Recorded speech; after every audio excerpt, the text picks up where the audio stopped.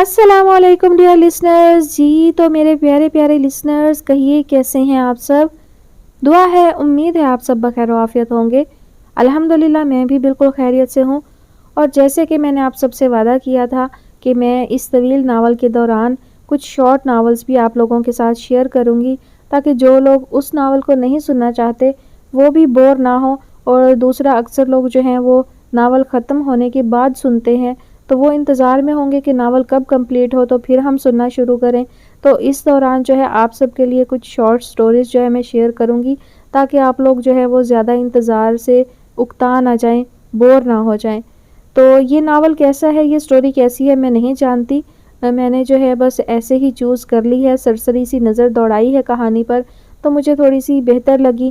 تو short stories جو ہوتی ہیں وہ بہت زیادہ کمپلیکیٹڈ بھی نہیں ہوتی، سادہ سی ہوتی ہیں، عام سی کہانی ہوتی ہے، تو ان سے زیادہ امیدیں بھی وابستہ مت کیا کیجیے، بہت زیادہ ذہن میں مت ایک امیج بنایا کریں کہ آگے پتہ نہیں کیا ہوگا یا کہانی کیسی ہوگی۔ شارٹ سٹوریز جو ہوتی ہیں وہ ایوریج سی ہوتی ہیں، اور بس ان میں بہت ہی مختصر سا کوئی نہ کوئی میسیج بھی ہوتا ہے، یا صرف ایک عام سی لو سٹوری ہوتی ہے۔ تو یہ بھی ایک چھوٹی سی سٹوری ہے، اور اس کی زیادہ سے زیادہ 2 یا 3 ایک ساتھ ہوں گی، امید ہے کہ 2 ہی ہوں گی۔ تو بڑھتے ہیں کہانی کی جانب۔ کہانی کا نام ہے ٹیرس پہ ٹھہری شام، مصنف ہیں بلال اسلم، قسط نمبر 1۔ ہلکی سی گرج چمک کے ساتھ بوندا باندی شروع ہوئی تو میں چائے کا مگ لے کر ٹیرس پر آ گیا۔ زندگی کی ایک اور رومانی شام میری منتظر تھی۔ شام کا ملگچا اندھیرا چھانے لگا تھا، اور ڈیفنس کے علاقے کی خوبصورت بارش ہر چیز کو جیسے اپنے سرور میں لے رہی تھی۔ طبیعت بھی موڈ میں آ گئی تھی۔ میں نے عاطف اسلم کا گانا دھیمے سروں میں موبائل پر ہی لگایا، اور قدرت کے اس بے مثال تحفے یعنی بارش سے لطف اندوز ہونے لگا۔ جلد ہی مجھے اپنا وجود کسی کی پرشوق نگاہوں کی تپش میں جلتا ہوا محسوس ہوا۔ بے اختیار میری نظر سامنے والی کوٹھی کی جہازی سائز کھڑکی پر پڑی، اور میرے اندر تک کڑواہٹ گھل گئی۔ وہ آج بھی میرے ان خوبصورت لمحوں کا لطف غارت کرنے وہاں موجود تھی۔ ڈھیلے ڈھالے فیروزی رنگ کے گاؤن میں وہ مجھے پہلے سے زیادہ بےہودہ لگی۔ پتہ نہیں کیوں یہ بے باک نظروں والی لڑکی مجھے شروع ہی سے اچھی نہیں لگتی تھی، حالانکہ اس کے والد راشد فاروقی صاحب سے میری اچھی سلام دعا تھی۔ بڑے نفیس اور شائستہ انسان تھے۔ تقریباً 1.5 سال ہو چکا تھا مجھے ہاسٹل سے ڈیفنس کی اس کوٹھی میں منتقل ہوئے، اور ان 1.5 سالوں میں فاروقی صاحب وہ واحد انسان تھے جن سے تعلقات استوار کرنے میں مجھے کسی قسم کی ہچکچاہٹ کا سامنا نہیں کرنا پڑا تھا۔ ہم دونوں جیسے خود بخود ہی ایک دوسرے کے گرویدہ ہوتے چلے گئے۔ مجھے ان کی اخلاص اور وفاداری جیسی عادات پسند تھیں، جبکہ وہ میرے ایک کثیر الاشاعت اخبار میں چھپنے والے کالم بڑے شوق سے پڑھتے تھے۔ صحافت میری روزی روٹی تھی اور شوق بھی۔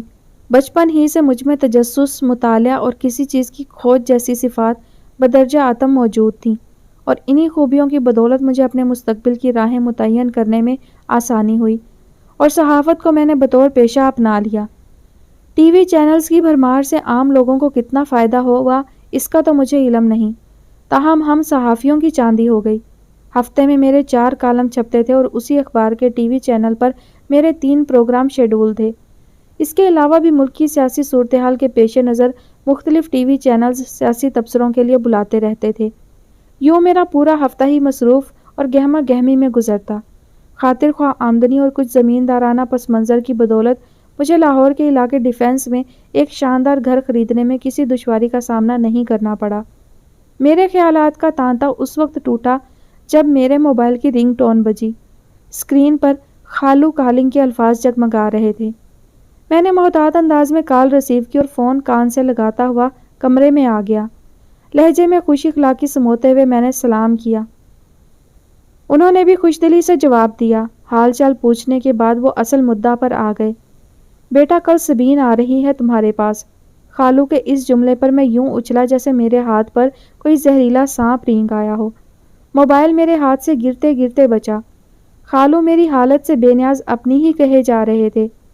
میں نے اسے بہت سمجھایا کہ یہاں اوکاڑا میں بھی بہت اچھی یونیورسٹیاں ہیں، یہاں پڑھ لو، لیکن اس کے سر پر تو لمس میں پڑھنے کا بھوت سوار ہے۔ اب بتاؤ میں کیا کروں؟ خالو بے بسی سے مجھ سے مستفسر ہوئے۔ کوئی بات نہیں خالو، آپ بھیج دیں اسے۔ میں نے بادل نخواستہ ان کی ہاں میں ہاں ملائی۔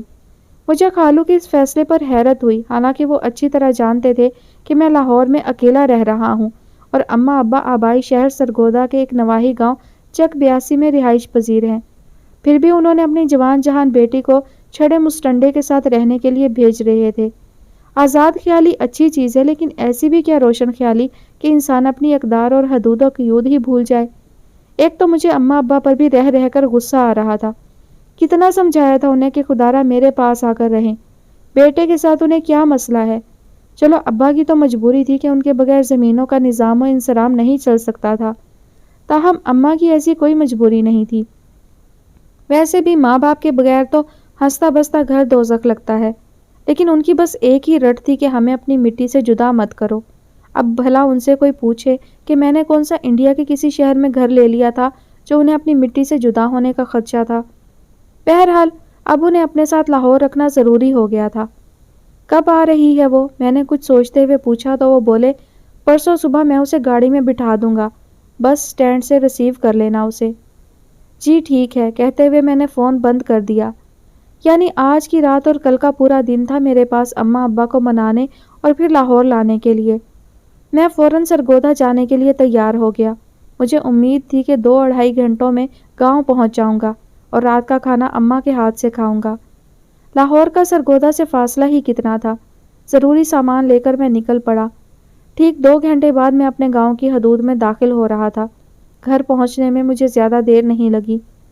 اماں ابا مجھے دیکھ کر بہت خوش ہوئے، ان کی بوڑھی آنکھوں میں جیسے دیے سے ٹمٹمانے لگے تھے۔ اماں کے تو جیسے پاؤں ہی زمین پر نہیں پڑ رہے تھے، ان کا بس نہیں چل رہا تھا کہ میرے قدموں میں اپنا دل اور دھڑکنیں بچھا دیں۔ میرا حال بھی ان سے مختلف نہیں تھا۔ انہیں مل کے مجھے یوں لگا جیسے صحراؤں پہ صدیوں سفر کرنے والے مسافر کو اچانک پھولوں سے بھرا ہوا کوئی کنج نظر آ جائے۔ میں نے انہیں پرسکون کیا اور میرے نہانے تک اماں نے دسترخوان پر کھانا چن دیا تھا۔ دسترخوان پر دیہاتی زندگی کے حقیقی رنگ سمٹ آئے تھے۔ اماں مجھے نوالے بنا بنا کر یوں کھلا رہی تھی جیسے میں کوئی 2 سال کا بچہ ہوں جو اپنے ہاتھ سے کھانا نہ کھا سکتا ہو۔ یہی بات میں نے اماں سے کہہ دی، جواد پتر اولاد جتنی بھی بڑی کیوں نہ ہو جائے، ماں باپ کے لیے 2 سال کا بچہ ہی رہتی ہے، اور ویسے بھی اولاد ماں باپ کی نظروں سے دور ہو قسم سے یوں لگتا ہے کہ جیسے ساری حیاتی بندے نے کچھ نہیں کمایا، بہت کچھ پاس ہو کر بھی بندہ خالی ہاتھ رہ جاتا ہے۔ اماں کی آنکھوں سے آنسو نکل آئے۔ لے بھائی جواد پتر، ہو گیا تیری ان پڑھ ماں کا فلسفہ شروع۔ ابا نے اپنے زوردار کہکہے سے ماحول کی کثافت دور کرنا چاہی، تاہم میں جانتا تھا کہ ابا کی حالت بھی اماں سے مختلف نہیں۔ ان کے بلند و بانگ کہکہوں کے پیچھے اپنی اکلوتی اولاد سے دوری کا دکھ کھٹکتا ہے۔ انہیں بھی میری یاد ہر کام سے بیزار رکھتی ہے۔ میری دوری انہیں زمینوں اور کھیتوں میں دل نہیں لگانے دیتی۔ جواد کے ابا، اماں اور بیٹے کی محبت کے درمیان یہ پڑھائی کیسے آ گئی؟ اماں کو اپنی ناخواندگی والا مذاق شاید برا لگا۔ انہوں نے ابا کو خشمگی نظروں سے گھورا۔ ابا ایک جاندار کہکہا لگا کر ماحول کو خوشگوار احساس سے معمور کر گئے۔ اور جواد کی ماں، جو شہر کی پڑھی لکھی مائیں ہوتی ہیں نا، وہ اپنے بچوں کو باہر کے ملکوں میں پڑھنے کے لیے بھیج دیتی ہیں اور پھر سالوں ان کی شکل نہیں دیکھتی، اور تیرا پتر تو یہ چند میل کے فاصلے پر بیٹھا ہے۔ رہی بات شکل دیکھنے کی، تو ہفتے میں 3 دن تو اس کا پروگرام چلتا ہے۔ یہ دوری بھی بھلا کوئی دوری ہے؟ ابا نے اماں کا غم غلط کرنے کی اپنی سی کوشش کی، لیکن اماں مزید اداس ہو گئی۔ جواد کے ابا، آپ کو کیا پتا؟ آپ تو باپ ہیں، ایک ماں کا دکھ آپ نہیں سمجھ سکتے۔ اماں نے اپنی چادر کے پلو سے آنسو پونچھتے ہوئے روحانسی آواز میں کہا۔ جواد پتر، یہ باپ کا لیبل بھی قسم سے ساری زندگی بیچارے مرد کو بڑا شرمندہ کرتا ہے۔ ماں تو رو دھو کر چیخ چلا کر کسی نہ کسی طرح اپنے احساسات کا اظہار کر لیتی ہے۔ باپ بیچارہ تو باپ ہونے کی خوش فہمی میں ہی مارا جاتا ہے۔ اس ظالم معاشرے نے باپ سے اولاد کو پیار کرنے کا حق بھی چھین لیا ہے۔ ابا کے لہجے میں کلیجہ چیر دینے والا درد تھا۔ ماحول میں عجیب طرح کی سنجیدگی در آئی تھی۔ اسی لیے تو آپ دونوں کو لینے آیا ہوں، میں نے نوالا منہ میں رکھتے ہوئے ان دونوں کی سماعت پہ جیسے بم پھوڑا۔ دونوں ہکا بکا مجھے دیکھنے لگے۔ اور اس دفعہ میں کوئی عذر نہیں سنوں گا آپ کا۔ میں حتمی لہجہ اختیار کرتے ہوئے دسترخوان سے اٹھ کھڑا ہوا۔ یہ بیٹھے بٹھائے آخر تجھے کیا سوچ پڑی؟ بالآخر ابا ہی نے اس سکتے میں درار ڈالی جو اسے توڑنے میں کامیاب ہوئے۔ بیٹھے بٹھائے نہیں سوجی ابا، باقاعدہ پلاننگ کے ساتھ آیا ہوں، میں نے صحن میں لگے نلکے میں ہاتھ دھونے کے بعد کلی کرتے ہوئے کہا۔ اس میں میرے 2 فائدے ہیں۔ وہ دونوں ہونک بنے مجھے دیکھ رہے تھے۔ ایک تو مجھے آپ دونوں سے اپنی جدائی کے دکھ نہیں سننا پڑیں گے، اور دوسرے سبین لاہور پڑھنے آ رہی ہے میرے پاس۔ اب ظاہر ہے میں ٹھہرا چھڑا چھانٹ جوان جہان اکیلی لڑکی کو تو اپنے پاس رکھنے سے رہا، اوپر سے خالو کو کھلے بندوں انکار بھی نہیں کر سکتا۔ سچ پوچھے تو میں خود تھوڑی دیر کے لیے چکرا کے رہ گیا تھا، سمجھ میں ہی نہیں آیا کہ خالو کو کیا جواب دوں۔ پھر مجھے لگا کہ آپ دونوں ہی میری مدد کر سکتے ہیں۔ آئے ہائے، یہ احتشام کی مت تو نہیں ماری گئی؟ اماں کو اپنے بہنوئی پر حد درجہ حیرت ہوئی۔ اب میں کیا کہہ سکتا ہوں؟ میں نے کندھے اچکائے اور بان کی چارپائی پر بازو کا سرہانہ بنائے لیٹ گیا۔ لو کر لو گل، حیا شرم کا تو زمانہ ہی نہیں رہا۔ اماں کی حیرت ابھی باقی تھی جو وقفے وقفے سے ظاہر ہو رہی تھی۔ اب میں تو دونوں طرف سے پھنس چکا ہوں، خالو کو بھی انکار نہیں کر سکتا اور ادھر آپ لوگ بھی میری بات مان کر نہیں دے رہے۔ میں نے اپنی مشکل بیان کی تو ابا گہری سوچ میں غرق ہو گئے، اور پھر وہ کھوئے کھوئے سے انداز میں بولے، واقعی اب تو تمہاری ماں کا تمہارے ساتھ جانا ضروری ہو گیا ہے۔ اور آپ؟ اماں جھٹ سے ابا سے پوچھنے لگی۔ او بھلیے لوکے، میں نہیں جا سکتا، مجبوری ہے میری۔ ابا کچھ تلخ سے ہو گئے، انداز ان کا سمجھانے والا ہی تھا۔ میں چلا گیا تو یہ زمینوں، ڈھور ڈنگر اور فصلوں کے حساب کتاب کون سنبھالے گا؟ ابا اپنی جگہ واقعتاً بالکل ٹھیک تھے، ان کی مجبوری سمجھ میں آتی تھی، پر میں آپ کو اکیلا چھوڑ کر نہیں جا سکتی۔ اماں نے بھی اٹل انداز اپناتے ہوئے رخ بدل لیا۔ کتنی پاک معصوم اور پاکیزہ محبت تھی میرے اماں ابا کی۔ کاش اس محبت کو بھی کوئی شاعر، کوئی ناول نگار، کوئی ہدایت کار اپنی شاعری، ناول یا کسی فلم ڈرامہ میں دکھا سکتا۔ تاہم مجھے یقین تھا کہ ان لوگوں کی فنکارانہ صلاحیتیں اس محبت کے خلوص، سادگی اور والہانہ پن کو پھر بھی نہ دکھا پاتی۔ اور میری فکر چھوڑ، تو بس اپنی تیاری کر، صبح سویرے تم دونوں نے نکلنا ہے۔ ابا حتمی لہجے میں کہتے ہوئے اٹھ کھڑے ہوئے۔ ابا آپ کو بھی ایک وعدہ کرنا پڑے گا۔ میں ابا کو بھلا اتنی آسانی سے کہاں چھوڑنے والا تھا؟ کیسا وعدہ؟ ابا حیران ہوئے۔ آپ کو ہر ویکینڈ، میرا مطلب ہے کہ ہفتہ اور اتوار، ہم ماں بیٹے کے ساتھ گزارنا ہوگا۔ میں نے اماں کو اپنے ساتھ لگاتے ہوئے کہا تو ابا کو مانتے ہی بنی۔ ٹھیک ہے، ابا نے حامی بھر لی، میں ڈرائیور اور گاڑی بھیج دیا کروں گا۔ میں اور اماں دونوں خوش ہو گئے۔ میرے لیے اطمینان بخش امر یہ تھا کہ اماں ابا کے بغیر لاہور میرے ساتھ آنے کے لیے تیار ہو گئی تھیں، ورنہ میں تو یہ سوچ سوچ کر ہی فکر مند ہوا جا رہا تھا کہ ابا کا آنا اتنا آسان نہیں ہوگا، اور اماں کو ابا کے بغیر لاہور آنے کے لیے راضی کرنا ایک الگ مرحلہ ہوگا۔ بہرحال یہ مسئلہ بھی آسانی سے حل ہو گیا تھا، اور اس میں زیادہ کردار سبین ہی کا تھا، جس نے بغیر کچھ کیے شہیدوں میں نام لکھوا لیا تھا۔ مجھے صبح جلدی نکلنا تھا، اس لیے فوراً سونے کے لیے لیٹ گیا۔ صبح فجر پڑنے کے بعد ہی اماں اور میں نے ایک ایک کپ چائے کا پیا اور لاہور کے لیے عازم سفر ہوئے۔ میں خوش تھا کہ کچھ عرصہ اماں کے ساتھ رہنے کا موقع مل رہا ہے، ورنہ پیشہ ورانہ زندگی نے اتنا مصروف کر دیا تھا کہ آئینہ دیکھنے کی فرصت بھی بڑی مشکل سے ملتی تھی۔ البتہ اماں کچھ مغموم سی تھیں، خدا جانے یہ اداسی ابا سے بچھڑنے کی تھی یا اپنے گاؤں سے دور جانے کی۔ میں جو لفظوں کا کھلاڑی تھا، اس اداسی کو کوئی نام نہ دے سکا۔ لاہور پہنچتے ہی میں نے اماں کے لاکھ منع کرنے کے باوجود ان کے لیے شاپنگ کی اور کچھ ضروری چیزیں خریدی۔ گھر پہنچ کر اماں نے فوراً ملازموں کی ایک میٹنگ طلب کر لی، اور اس میٹنگ کا ایجنڈا میں بخوبی جانتا تھا، یعنی میری گرتی صحت اور کھانا۔ میں اماں کو ان کے حال پر چھوڑ کر کچھ دیر آرام کرنے کی غرض سے اپنے کمرے میں آ گیا۔ میں جانتی تھی کہ مجھے آپ ہی لینے آئیں گے۔ سبین بس سے اترتے ہی مجھے دیکھ کر چہکی۔ اچھا، میں نے اس کے ہاتھ سے سوٹ کیس پکڑتے ہوئے کہا۔ الہام ہوا تھا یا کسی پیر فقیر نے بتایا تھا کہ تمہیں میں ہی لینے آؤں گا؟ میں نے مسکراتے ہوئے اس کا سوٹ کیس اپنی گاڑی کی ڈگی میں رکھنے کے بعد اس کے لیے پیسنجر سیٹ کا دروازہ کھولا۔ بس میرے دل نے کہا تھا کہ آپ جتنے بھی مصروف ہوئے میرے لیے وقت ضرور نکالیں گے۔ میں گاڑی کو مین روڈ پر لے آیا۔ ارے واہ، بڑا جاسوس قسم کا دل ہے تمہارا۔ اچھا چھوڑو، یہ بتاؤ کہ خالہ اور خالو وغیرہ کیسے ہیں؟ میں نے باتوں کا رخ دوسری طرف موڑ دیا۔ وہ معصومانہ انداز میں مجھ سے باتیں کرتی رہی اور میں اس کی باتوں سے لطف اندوز ہوتا ڈرائیونگ کرتا رہا۔ میں نے اسے گھر اتارا اور ایک دوست کے ہاں چلا گیا۔ ہم دونوں دیر تک سنوکر کھیلتے رہے اور پھر اسے الوداع کہہ کر میں گھر لوٹ آیا۔ گھر پہنچا تو کھانا تیار تھا۔ دلچسپ بات یہ تھی کہ کھانا آج ملازموں کے بجائے سبین اور اماں نے مل کر بنایا تھا۔ سبین پر مجھے حیرت ہوئی، کیونکہ آج کل کی لڑکیوں کو جتنا میں جانتا تھا، کاہل، سست بلکہ کامچور کہنا زیادہ مناسب ہوگا، اور کام نہ کرنے کے سو بہانے اور عذر پہلے ہی تراش کر رکھ لیتی ہیں۔ ارے بھائی سبین، آج تو کم از کم آرام کر لیتی، آتے ہی کچن کی باغ ڈور سنبھال لی۔ میں نے ہاتھ منہ دھونے کے بعد ڈائننگ ٹیبل پر ایک کرسی سنبھالتے ہوئے کہا۔ وہ میز پر کھانا لگا رہی تھی۔ اماں مجھ سے پہلے ہی ٹیبل پر براجمان ہو چکی تھی۔ جواد پتر، میں نے اسے بہت منع کیا لیکن یہ میری سنتی تب نہ۔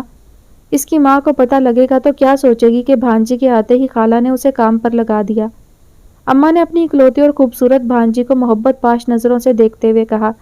میں نے ایک سرسری سی نظر سبین پر ڈالی جو بڑے گھریلو حلیے میں تھی۔ بال جوڑے کی شکل میں باندھے ہوئے تھے اور دوپٹہ گلے میں ڈال کر سینے پر اچھی طرح پھیلایا ہوا تھا۔ اس کی کلائیوں میں کھنکتی چوڑیاں سماعتوں کو عجیب طرح کا سرور بخشتی تھیں۔ میں کھانے پر جھک گیا اور کھانے سے اچھی طرح انصاف کرنے کے بعد اٹھ کھڑا ہوا۔ کہاں جا رہے ہیں؟ اماں سے پہلے سبین بول پڑی۔ کچھ کھایا تو ہے نہیں آپ نے؟ وہ چونکہ کھانے کی میز پر بیٹھ چکی تھی اب گردن اوپر کیے مجھ سے مخاطب تھی۔ ارے بھائی تم میری فکر چھوڑو، میں رات کو اتنا ہی کھاتا ہوں۔ میں نے مسکرا کر بات ٹالنے کی کوشش کی لیکن یہ میری غلط فہمی تھی کہ بات اتنی آسانی سے ٹل جائے گی۔ اماں پھٹ پڑیں۔ پہلے کھاتے ہو گئے اتنا، آج سے اس طرح نہیں چلے گا۔ غضب خدا کا دو نوالے لیا اور پیٹ بھر گیا۔ بھلا یہ بھی کوئی خوراک ہوئی؟ جن بچوں کی مائیں ان کے سروں پر نہیں ہوتی وہ تمہاری طرح ہی لاپرواہ اور اپنی صحت سے غافل ہو جاتے ہیں۔ اماں کا لیکچر شروع ہو چکا تھا جس میں سبین بھی خاطر خواہ حصہ ڈال رہی تھی۔ وہ اس کارِ خیر میں مزید حصہ لیتے ہوئے بولی، خالہ ٹھیک کہہ رہی ہیں، اس طرح تو آپ کی صحت خراب ہو جائے گی، اور ویسے بھی پہلے بھی کوئی اتنی قابل رشک صحت نہیں ہے آپ کی۔ وہ خالصتاً بیویوں والی فکر تاری کرتے ہوئے اماں کی ہاں میں ہاں ملا رہی تھی۔ بی بی تمہارے اطلاع کے لیے عرض ہے کہ میں صحافی ہوں، پہلوان نہیں، اور ویسے بھی میں دوستوں کے ساتھ ایک ریسٹورانٹ میں ہلکا پھلکا کھا چکا ہوں، اس لیے زیادہ بھوک نہیں تھی۔ میں اسٹول پکڑتی بحث سے زچ ہونے لگا تھا لیکن کھانے کی میز سے جلدی اٹھنے کی غلطی میں ابھی تھوڑی دیر پہلے کر چکا تھا، اس کا خمیازہ بھگتنا ابھی باقی تھا، لہٰذا اماں مزید بھڑک اٹھیں۔ خبردار، جو آئندہ میرے سامنے باہر کے کھانے کا نام بھی لیا تو یہ ملازموں کی فوج سیاسی جلسوں میں شرکت کرانے کے لیے پال رکھی ہے۔ اماں کے بے ساختہ کہے گئے جملے پر سبین کے ساتھ ساتھ میری بھی دبی دبی سی ہنسی نکل گئی۔ تاہم مجھے سبین پر غصہ بھی بہت تھا، یہ سارا کیا دھرا اسی کا تھا۔ اچھا بھلا اپنے کمرے میں جا رہا تھا، وہ میرے کم کھانے والے جیسے نازک معاملے کو نہ چھیڑتی تو میں اس وقت کل کے اخبار کے لیے اپنا کالم مکمل کر چکا ہوتا۔ آپ کو اگر ہنسنے سے فرصت مل جائے تو مجھے ایک کپ چائے کا پہنچا دیجیے گا میرے کمرے میں۔ میرے طنز کو اس نے خندہ پیشانی سے ایک ہلکی سی خوبصورت مسکراہٹ کے ساتھ جھیلا اور کھانا کھانے میں مصروف ہو گئی۔ میں کالم لکھنے میں مصروف تھا جب دروازے پر ہلکی سی دستک ہوئی۔ میں کچھ بدمزہ تو ہوا اس خلل پر کہ مجھے ہر حال میں 1 بجے سے پہلے اپنا کالم لکھ کر ایڈیٹوریل انچارج کو بھیجنا تھا، لیکن جب سبین کا مسکراتا ہوا چہرہ دیکھا تو یہ ساری کلفت لمحوں میں دور ہو گئی۔ اس کے ہاتھ میں چائے تھی، میں نے قلم کاغذ پر رکھ دیا اور ایک مسکراہٹ کے ساتھ اس کا استقبال کیا۔ مجھے تمہارا ہی انتظار تھا، بے ساختہ میرے منہ سے نکل گیا۔ میرا مطلب ہے کہ چائے کے بغیر کچھ بھی نہیں لکھ سکتا اور نہ ہی مجھ سے کچھ سوچا جا سکتا ہے۔ اس سے پہلے کہ وہ میری بات پر غور کرتی میں نے فوراً اپنی بات سنبھالتے ہوئے کہا۔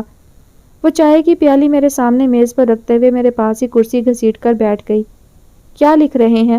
اس نے اشتیاق سے پوچھا۔ کالم لکھ رہا ہوں، کل کے اخبار کے لیے۔ آپ ناول کیوں نہیں لکھتے؟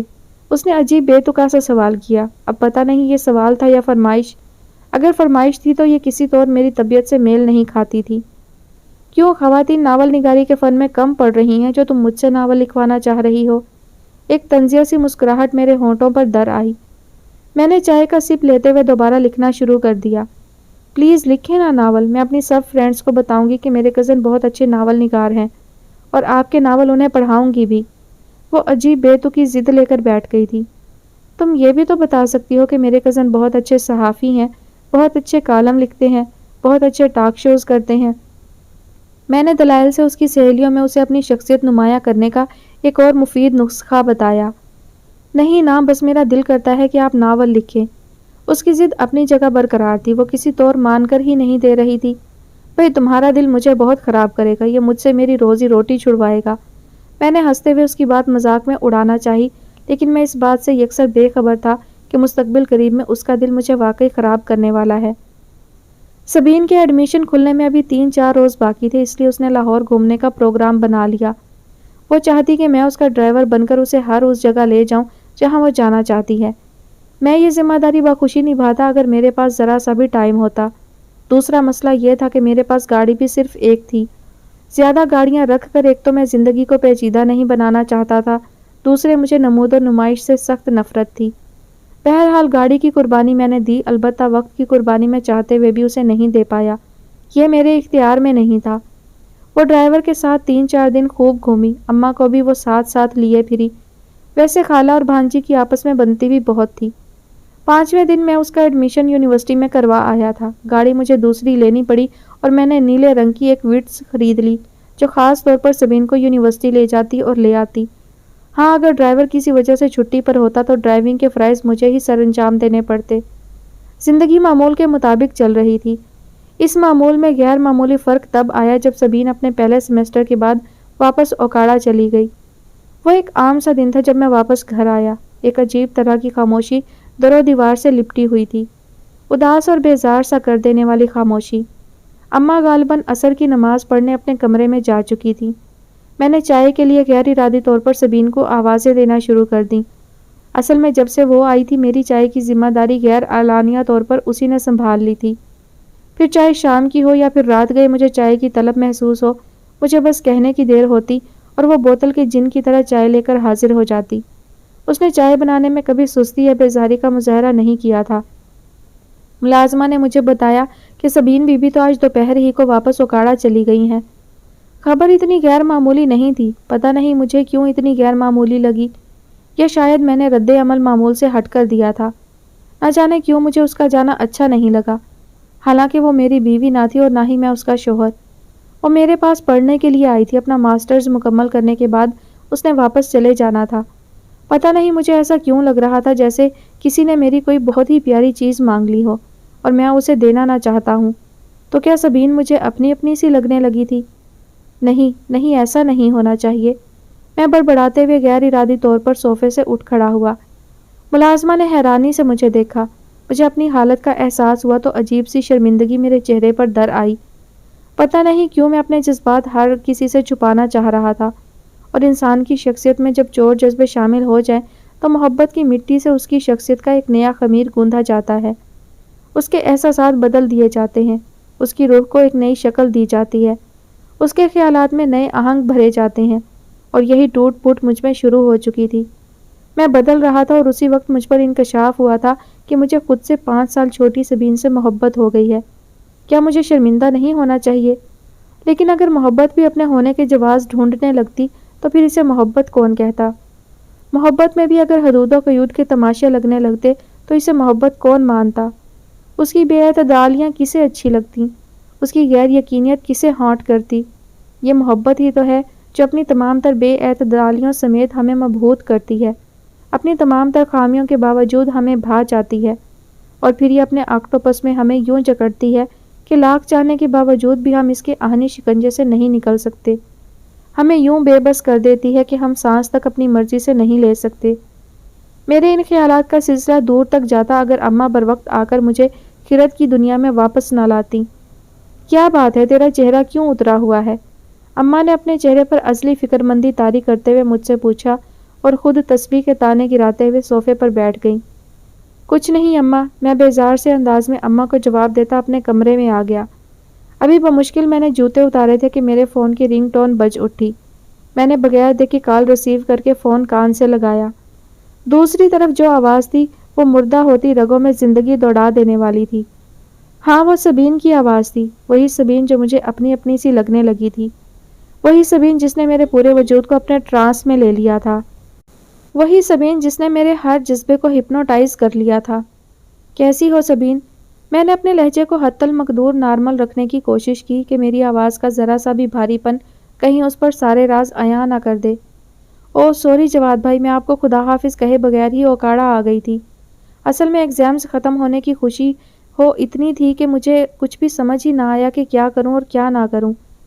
میری حالت سے بے نیاز وہ اپنی ہی کہے جا رہی تھی۔ یہ لڑکیاں ہوتی ہی ایسی ہیں، کچھ نہ سمجھنے والی، کچھ سمجھنے والی، اور کچھ سمجھ کر انجان بن جانے والی۔ ہاں، لڑکیاں ایسی ہی ہوتی ہیں۔ تو اب تمہیں میرا خیال کیسے آ گیا؟ نہ چاہتے ہوئے بھی شکوہ میرے ہونٹوں پر مچل گیا۔ وہی تو میں بتانے جا رہی تھی آپ کو۔ وہ کچھ دیر کے لیے رکی پھر گویا ہوئی۔ اصل میں نے آپ کو سوری کہنے کے لیے فون کیا تھا۔ بس صرف سوری کہنے کے لیے فون کیا تھا۔ الفاظ بے ساختہ میری زبان سے نکل گئے جس پر میں بعد میں بہت پچھتایا۔ ہاں کیوں، کچھ اور بھی کہنا تھا مجھے؟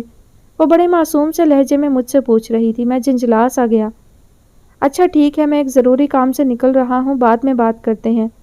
میں نے دھڑلے سے جھوٹ بول کر فون بند کر دیا۔ میں کچھ کنوتی سا ہو رہا تھا۔ میں نے بے پرواہی سے فون بیڈ پر پھینکا اور جوتے اتارنے کے بعد ننگے پاؤں چلتا ہوا ٹیرس پر آ گیا۔ مجھے کیا پتا تھا کہ آج میرا دن ہی خراب ہے۔ ایک تو میرا موڈ پہلے ہی کچھ اتنا اچھا نہیں تھا، اس پر مستزاد کہ وہ مجھے نظر آ گئی جس سے مجھے شدید چڑ تھی۔ وہ سامنے ہی چائے کا کپ لیے کھڑکی میں کھڑی تھی۔ میں بدمزہ سا ہو گیا۔ اس نے بڑے بے تکلفانہ انداز میں مجھے چائے کی آفر کی جسے میں نے بے رخی سے منہ پھیرتے ہوئے ٹھکرا دیا۔ عجیب لڑکی تھی۔ میں نے اسے کبھی بھی گھاس نہیں ڈالی تھی، لیکن وہ تھی کہ بڑی مستقل مزاجی کے ساتھ مجھے رام کرنے میں لگی ہوئی تھی۔ ایک دو دفعہ آؤٹ ڈور بھی آمنا سامنا ہوا، تاہم میں نے اسے لفٹ نہیں کرائی۔ مجھے کبھی بھی اتنی بولڈ اور بے باک لڑکیاں پسند نہیں رہیں۔ اس کی ایک وجہ تو میرا گاؤں کی مٹی سے اٹھایا گیا خمیر تھا۔ میں سادگی پسند تھا اور سادہ لڑکیاں ہی مجھے اپنی طرف متوجہ کر پاتی تھیں۔ میں نادانستہ طور پر اس کا موازنہ سبین سے کرنے لگا۔ ایسا نہیں تھا کہ سبین کو اوڑھنے پہننے کا سلیقہ نہیں تھا یا شوق نہیں تھا، بلکہ اس کا لباس آج کل کے فیشن کے عین مطابق ہوتا تھا۔ وہ مہنگا بھی ہوتا تھا اور اس میں سادگی اور مشرقیت بدرجہ اتم موجود ہوتی تھی۔ وہ یونیورسٹی کے لیے نکلتی تو دوپٹہ اس سلیقے اور نزاکت سے اوڑھتی کہ کوئی بھی اسے دقیانوسی یا تنگ نظر ہونے کا طعنہ نہیں دے سکتا تھا۔ اس کے انداز میں دکھاوا ہوتا اور نہ بازاری پن۔ اس کے کسی بھی انداز سے ایک لمحے کے لیے بھی نہیں لگتا تھا کہ وہ کسی کو متاثر کرنے کی کوشش کر رہی ہے۔ اس کے حسن میں گاؤں کی سادگی تھی، پہاڑوں سا ٹھہراؤ تھا اور ریگستانوں جیسی متانت تھی۔ وہ ہر لحاظ سے چاہے جانے کے قابل تھی۔ میں نے ایک بار پھر اپنے سامنے دیکھا، کھڑکی خالی تھی۔ اس کا مطلب تھا کہ میں کچھ دیر مزید یہاں ٹیرس پر کھڑا رہ سکتا ہوں۔ رات جوبن پر تھی اور عشق اپنے عروج پر۔ سبین کی یادیں نشتر کی طرح میری روح پر چرکے لگا رہی تھی۔ مجھے معلوم نہیں تھا کہ صرف پڑھنے کے لیے میرے گھر میں آنے والی میرے دل کی سلطنت پر بھی قابض ہو کر بیٹھ جائے گی۔ میں جتنا سوچتا جا رہا تھا سبین کی محبت کے معاملے میں خود کو اتنا ہی بے بس پا رہا تھا۔ زندگی جیسے سبین کے ارد گرد ہی محدود ہو کر رہ گئی تھی۔ تمام تر بے قراریوں اور بے چینیوں کا محور وہ ایک نازک سا وجود ہی ٹھہرا تھا۔ کیا میں اتنا کمزور ہوں کہ ایک عام سی لڑکی کے آگے بے بس ہو گیا ہوں؟ کیا میری زندگی کی ساری بھاگ دوڑ محض سبین تک تھی؟ میں نے سوچا اور ندامت کے پانیوں نے مجھے روح تک بھگو ڈالا۔ صرف محبت ہی تو کی ہے۔ میں نے اپنی خفت مٹانے کے لیے دل سے سوال کیا، محبت سے بڑا جرم بھی کوئی ہے؟ دل نے جیسے مسکراتے ہوئے میرے چہرے پر تماچا رسید کیا۔ مجھے لگا کہ میں سوچ سوچ کر نفسیاتی مریض بن جاؤں گا، لیکن کیا عشق سے بڑا کوئی مرض بھی دنیا میں وجود رکھتا ہے؟ میں نے تلخی سے سوچا۔ پتہ نہیں کیوں میں ہر چیز کو عشق و محبت کی کسوٹی پر پرکھنے لگا تھا۔ یہ رجحان خطرناک تھا، لیکن میں اپنے دل کا کیا کروں جو مجھے خطرناک راہوں پر لے جانا چاہ رہا تھا۔ مجھے اس وقت اپنے دوست، اپنے کلاس فیلو، اپنے جگری یار شاہ میر کی کمی شدت سے محسوس ہوئی۔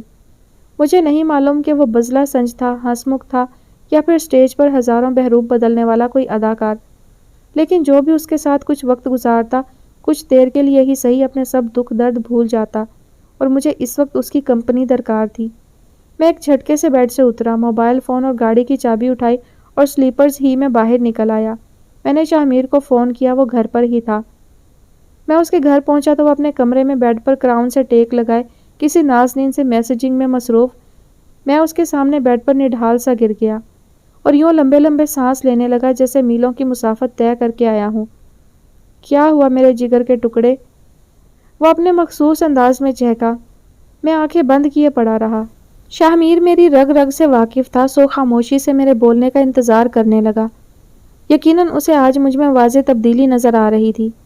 میں جو شروع سے ہی بڑے مضبوط اعصاب کا مالک تھا، اس وقت شدید ٹوٹ پھوٹ کا شکار تھا، اور میری یہ ٹوٹ پھوٹ شاہ میر سے مخفی نہیں رہی تھی۔ کیا ہوا؟ وہ آہستگی سے مجھ سے مستفسر ہوا۔ محبت، میں زیر لب بڑبڑایا اور میری بڑبڑاہٹ شاہ میر کے کانوں تک پہنچ گئی۔ سبین سے؟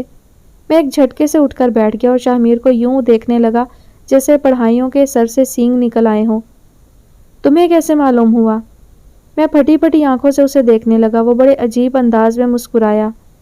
مجھے تو اسی وقت پتہ چل گیا تھا جب تم نے مجھے فون پر بتایا تھا کہ تمہاری خالہ زاد بہن تمہارے پاس پڑھنے کے لیے آ رہی ہے، اور میں یہ بھی جانتا تھا کہ یہ پڑھائی ضرور کوئی نہ کوئی گل کھلائے گی۔ وہ پرسکون انداز میں مجھے بتا رہا تھا اور میں حیرت زدہ اسے دیکھ رہا تھا۔ میرا یہ دوست واقعی کوئی پہنچی ہوئی ہستی تھا۔ محبتیں ایسی ہی پڑھائیوں میں پنپتی ہیں، ایسے ہی قریبی رشتوں سے پھوٹتی ہیں، یہ ایسے ہی پانیوں کی طرح چٹانوں میں سے اپنے گزرنے کے راستے بنا لیا کرتی ہیں۔ وہ کسی فلسفی کی طرح گفتگو کر رہا تھا۔ میرا دل جیسے اس کے ایک ایک حرف کی صداقت پر ایمان لا رہا تھا۔ دل جیسے پھڑک پھڑک کر کہہ رہا تھا، ہاں ہاں تم ٹھیک کہہ رہے ہو۔ سبین کی محبت نے میرے اندر کی دشوار گزار گھاٹیوں میں سے بھی اپنے گزرنے کا راستہ بنایا ہے۔ اس کی محبت نے میری ایک ایک دھڑکن کو بھی ایسے ہی مفلوج بنایا ہے جیسے کوئی نشہ آور انجیکشن کسی جیتے جاگتے وجود سے زندگی کی ہر علامت نچوڑ لیتا ہے۔ کیا سوچ رہے ہو؟ اس نے مجھ سے پوچھا۔ تم ٹھیک کہہ رہے ہو۔ بالآخر میں نے شکست خوردہ انداز میں زبان سے بھی اعتراف کر لیا۔ اس کے ہونٹوں پر ایک فاتحانہ سی مسکراہٹ اود کر آئی۔ میرے دوست، محبت کے بہاؤ میں بڑی تندی ہوتی ہے، اس کے آگے بند باندھنے کی کوشش مت کرنا، کبھی اس کا راستہ روکنے کی کوشش نہ کرنا، ورنہ یہ اپنے ساتھ بہت کچھ بہا کر لے جائے گی۔ اسے اس کے حال پر چھوڑ دو اور خود کو اس کے بہتے دھارے کے ساتھ بہنے دو، فائدے میں رہو گے۔ میں خاموشی سے اسے دیکھتا رہا اور پھر جھنجھلا کر بولا، تو کیا خود کو برباد ہونے دوں؟ میرے لہجے میں بیزاری تھی۔ محبت نے بھلا آج تک کسی کو آباد کیا ہے؟ وہ مسکرایا اور مجھے اس کا مسکرانا زہر لگا۔ تمہارے پاس آنے کا کوئی فائدہ نہیں ہوا۔ میں اپنی چیزیں سنبھالتا اٹھ کھڑا ہوا۔ کہیں بھی چلے جاؤ، کوئی فائدہ نہیں ہوگا۔ وہ بھی اٹھ کھڑا ہوا۔ اس کے انداز میں وہی ازلی سکون تھا۔ میں مزید جھنجھلا گیا۔ تم میرے دوست ہو، مجھے کوئی مشورہ دینے کی بجائے الٹا مجھے مایوسیوں میں دھکیل رہے ہو۔ نہ چاہتے ہوئے بھی میرا لہجہ سخت ہو گیا۔ اس نے اپنے دونوں ہاتھ میرے کاندھوں پر رکھے۔ تمہارا مسئلہ پتہ ہے کیا ہے؟ اور پھر خود ہی جواب دیتے ہوئے بولا، تم محبت کو افرید سمجھ رہے ہو، حالانکہ یہ وہ خوشبودار احساس ہے کہ جو اپنے ارد گرد کی ہر چیز کو اپنی لافانی خوشبو سے معطر کر دیتا ہے، اسے مہکا دیتا ہے۔ تم کیوں اپنے آپ کو خود ساختہ اذیت میں مبتلا کر رہے ہو؟ ابھی محبت میں وہ مرحلہ نہیں آیا کہ تم تڑپو، سلگو، بکھرو اور ٹوٹو۔ وہ ٹھہر ٹھہر کر بول رہا تھا۔ اس کے لہجے میں اس مہربان استاد کی مٹھاس تھی جو اپنے طالب علموں کو زندگی کی ہر اونچ نیچ سکھا دینا چاہتا ہے۔ محبت کے اس اولین فیز کو انجوائے کرو، سیلیبریٹ کرو۔ ہاں، اگر کبھی تمہیں یہ لگے کہ اب محبت تمہارے لیے ناقابل برداشت ہو رہی ہے تو بلا جھجک چلے آنا۔ تمہیں تمہارا یہ ناچیز دوست اپنی باہیں واہ کیے کھڑا ملے گا۔ اس نے میرے کاندھوں کو نرمی سے دبایا اور مجھے اپنے اندر ڈھیروں حوصلہ ہلکورے لیتا محسوس ہوا۔ میں خاموشی سے سر جھکائے پورے اعتماد قدموں سے چلتا ہوا شاہ میر کے کمرے سے نکل آیا۔ میں جو سمجھ رہا تھا کہ میرا شاہ میر کے پاس آنا رائے گاں گیا ہے، یکسر غلط تھا۔ شاہ میر نے مجھے محبت کو خندہ پیشانی سے ویلکم کہنے کا اعتماد دیا تھا۔ سبین چھٹیاں گزارنے کے بعد واپس آ گئی تھی۔ زندگی معمول کے مطابق چل رہی تھی۔ سب کچھ ویسا ہی تھا، لیکن نہیں، میں ویسا نہیں رہا تھا۔ بدل گیا تھا، اور محبت کے انکشاف نے سبین کو بھی میرے لیے بدل دیا تھا۔ اپنے لیے شاید وہ ویسی ہی ہو، تاہم میرے لیے وہ ویسی نہیں رہی تھی۔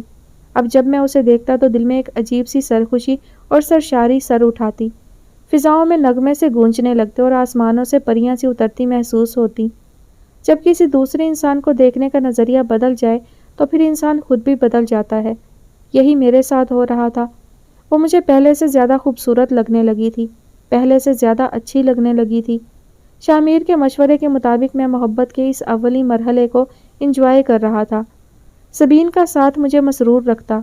بیٹے کے شب و روز بدل جائیں اور ماں انجان رہے، یہ بھلا کیسے ممکن تھا؟ اماں بھی میرے دل کی حالت بھانپ چکی تھیں۔ ایک دن انہوں نے مجھے اپنے کمرے میں بلایا۔ میں وہاں پہنچا تو وہ عشاء کی نماز پڑھنے کے بعد دعا مانگ رہی تھیں۔ میں ایک طرف کرسی پر بیٹھ کر ان کی دعا ختم ہونے کا انتظار کرنے لگا۔ پتہ نہیں والدین کی دعائیں اتنی لمبی کیوں ہوتی ہیں۔ اماں کی دعا بھی بالآخر ختم ہو گئی اور وہ جائے نماز فولڈ کر کے میری طرف متوجہ ہوئیں۔ وہ میرے سامنے ہی بیڈ کی پائنتی کی طرف بیٹھ گئیں۔ پہلے کچھ پھونک کر میری بلائیں ٹالنے کی کوشش کی گئی اور پھر وہ آہستہ سے گویا ہوئیں۔ سبین، تمہیں پسند ہے؟ میرے سر پر جیسے کسی نے بم پھوڑا۔ میں ہکا بکا انہیں دیکھنے لگا۔ اس وقت مجھے اپنے سامنے بیٹھی ہوئی اماں اور اپنے دوست شاہ میر میں کوئی فرق نہیں لگا۔ دونوں کا سبین کے حوالے سے لگایا جانے والا اندازہ بالکل درست تھا۔ لیکن کچھ بھی چھپانے سے پہلے یہ سوچ لینا کہ تم ایک ماں کے سامنے بیٹھے ہو، وہ ماں جو اپنی اولاد کے لیے ایک آئینہ ہوتی ہے، جس کے سامنے کھڑے ہو کر وہ اپنا اندر باہر بخوبی دیکھ سکتی ہے، اور یہ بھی ذہن میں رکھنا کہ سبین کی طرف جانے والا ہر راستہ مجھ سے ہو کر جاتا ہے۔ اماں نے جیسے مجھے تنبیہ کی، اور وہ واقعی ٹھیک کہہ رہی تھی۔ اماں کو بتائے بغیر میں بھلا سبین کو کیسے حاصل کر سکتا تھا؟ میں نے اس بات میں سر ہلایا۔ جی اماں، مجھے وہ پسند ہے، لیکن میرے جواب سے اماں کی آنکھیں کسی جھیل کے کنارے پڑی ہوئی قندیلوں کی طرح روشن ہو گئیں۔ مجھے لگا جیسے وہ بھی سبین کو اپنی بہو بنانے کی خواہش مند ہو، اور میرے اس جواب سے ان کی دلی مراد بر آئی ہو۔ لیکن کیا پتر؟ اماں کے بوڑھے چہرے پر فکر کی لکیریں ابھریں۔ خالہ اور خالو کو اگر اس بات کا پتہ چل گیا تو وہ کیا سوچیں گے کہ ہم نے اپنی بیٹی کو یہاں پڑھنے کے لیے بھیجا تھا، اور ہم لوگ ذہن میں کیا خیالات پال کر بیٹھے ہیں۔ میری بات پر اماں نے ایک اطمینان بھری سانس لی۔ میری فکر کو جیسے انہوں نے ہوا میں اڑا دیا۔ ان کی فکر چھوڑو تم، انہیں میں سنبھال لوں گی، اور ویسے بھی انہوں نے اپنی بیٹی کو ساری عمر گھر میں تھوڑی بٹھا کے رکھنا ہے۔ کبھی نہ کبھی اور کہیں نہ کہیں تو اس کی شادی کریں گے ہی، اور بھلا میرے بیٹے سے اچھا داماد انہیں کہاں ملے گا؟ میں مسکرایا اور اماں بھی میرے ساتھ مسکرا دی۔ میں ایک دم ہلکا پھلکا سا ہو گیا تھا۔ میں اماں کے پاس سے اٹھ کر آیا اور کمرے میں آ کر ایک نئی دنیا میں کھو گیا۔ اس دنیا میں تھا، سبین تھی، کسی گمنام ملک کے گمنام شہر کی کوئی حسین وادی تھی، اور اس خوبصورت وادی کے پہاڑوں کے دامن میں ایک خوبصورت سا چھوٹا سا گھر تھا۔ چھوٹے چھوٹے سے خواب اور چھوٹی چھوٹی سی خوشیاں تھیں۔ خود بخود ہی ایک مسکراہٹ میرے ہونٹوں پر رقصاں ہو گئی۔ اس وقت میں ملک کا ایک نامور اور ذمہ دار صحافی نہیں، بلکہ ناپختہ سوچ کا مالک کوئی کالج بوائے لگ رہا تھا، جو اپنی آئندہ زندگی سے بے نیاز صرف اور صرف خوابوں کی دنیا میں رہنا پسند کرتا ہے۔ اسے خیالی پلاؤ پکانے میں مزہ آتا ہے، اور اس کے خواب ہی اس کی کل کائنات ٹھہرتے ہیں۔ میں خیالات کے سمندر میں ڈوبتا ابھرتا نیند کی وادیوں میں گرتا چلا گیا، جہاں خوابوں کی خوبصورت پریاں اپنی باہیں واہ کیے میری منتظر تھیں۔